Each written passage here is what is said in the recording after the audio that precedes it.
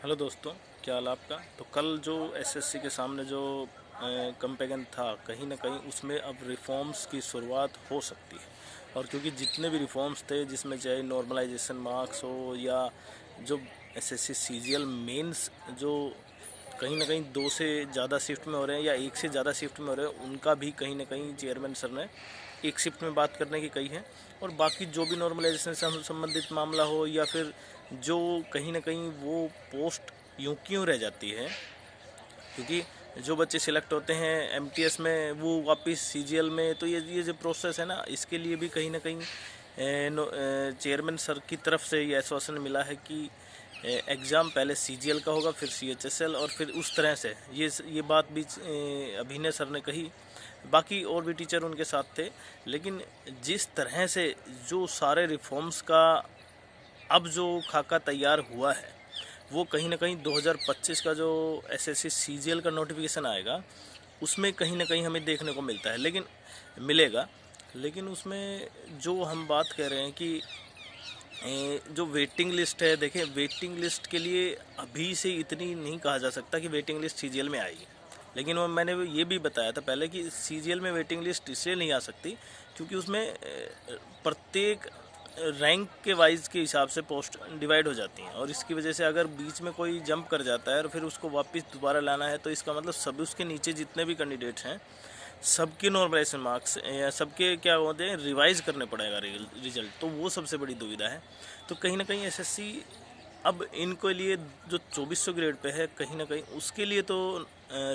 Waiting list लेके आ सकती है। बाकी जितना भी जो कहा गया था कि हो सकता है कि एसएससी 2025 में वो सारे के सारे सुधार कर दे तो 2024 में उन बच्चों के साथ हुआ जिनकी वजह से वो नॉर्मलाइजेशन या रॉन्ग क्वेश्चन की वजह से कट ऑफ से बाहर हुए। लेकिन सबसे इम्पोर्टेंट ये है कि रॉन्ग क्वेश्चन जिन जिन मार्क्स की वजह से जिनकी वजह से कि आप ये मान सकते हैं कि देखिए 2 के 2 अगर 10 क्वेश्चन यहाँ पे रॉन्ग थे तो करीबन जिम्मेदारी तो बनती है, लेकिन वहाँ पे जिम्मेदारी का अब कहीं ना कहीं टीसीएस की तरफ से जो एग्ज़ाम प्रिपरेशन है या एग्ज़ाम का जो लेवल है वो डिसाइड नहीं किया जाएगा। वो किसके द्वारा डिसाइड किया जाएगा, वो एसएससी खुद करेगी। तो अब हम ये मान सकेंगे कि भविष्य में जो मेंस पेपर होगा या सीजीएल प्री होगा, वो भी कहीं ना कहीं या जो भी एग्ज़ाम होगा एसएससी सीजीएल का, एसएससी का, उसमें रॉन्ग क्वेश्चन बहुत कम देखने को मिलेंगे, क्योंकि अब अकाउंटेबिलिटी कहीं ना कहीं ये जिम्मेदारी बन गई है एसएससी की तरफ से कि कहीं ना उन्होंने जो आश्वासन दिया है कि आगे से ये रॉन्ग क्वेश्चन नहीं आए। लेकिन पूरा मामला सरकार पे डिपेंड करता है कि सरकार उसमें कितनी इंटेंट है कि इन सुधारों को लागू करने के लिए, क्योंकि प्रत्येक बच्चा जो मार्क्स अच्छे ले रहा है लेकिन उसके भी जो फाइनल नॉर्मलाइजेशन मार्क्स और रॉन्ग क्वेश्चन की वजह से वो कट ऑफ से बाहर हुआ, जो जेन्युइन कैंडिडेट है,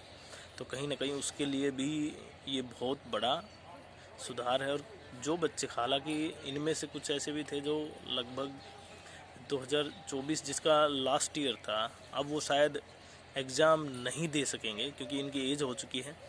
तो उनको एक्स्ट्रा चांस के लिए भी कहीं ना कहीं अब एसएससी, देखिए वो चीज़ नहीं हो सकती या रिवाइज रिजल्ट नहीं हो सकता एसएससी की तरफ से जब तक कि माननीय कोर्ट डिसाइड ना करे। बाकी जो होगा वो अब शायद 2025 में उन स्टूडेंट्स के लिए, भविष्य में स्टूडेंट्स के लिए काफ़ी सुधार और काफ़ी सकारात्मक है। तो हम आशा करते हैं कि एसएससी इन सभी सुधारों को लागू भी करेगी, केवल आश्वासन नहीं करेगी, लागू भी करेगी।